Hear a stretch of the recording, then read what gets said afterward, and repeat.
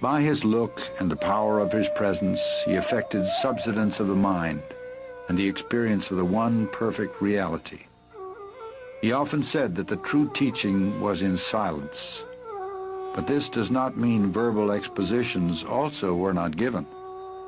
And although he authorized many different methods of spiritual practice, he, however, laid the greatest emphasis on the path of self-inquiry. The first and foremost of all thoughts that arise in the mind is the primal I thought. It is only after the rise or origin of the I thought that innumerable other thoughts arise.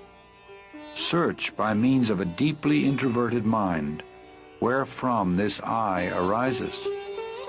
If we go inward questing for the source of the I topples down, and immediately another entity will reveal itself proclaiming I. Even though it also emerges saying I, it does not connote the ego, but the one perfect existence.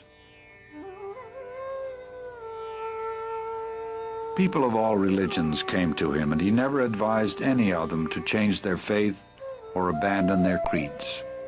He answered all their questions patiently, but in the end brought them round to the self.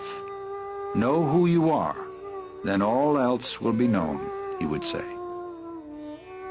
To a question put to him about happiness, he replied, happiness is your real nature.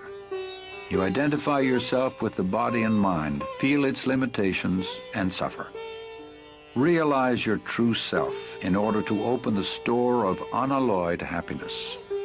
That true self is the reality, the supreme truth, which is the self of all the world you now see, the self of all the selves, the one real, the supreme, the eternal self, as distinct from the ego or the bodily idea for the self.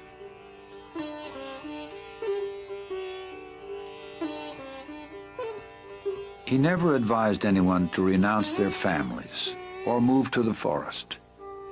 The obstacle is the mind, he would say. It must be got over whether at home or in the forest. And why should your occupation or duties in life interfere with your spiritual effort? By giving up activities is meant giving up attachment to activities or fruits thereof, giving up the notion, I am the doer. The practice of his teaching doesn't require outward rituals or ceremony.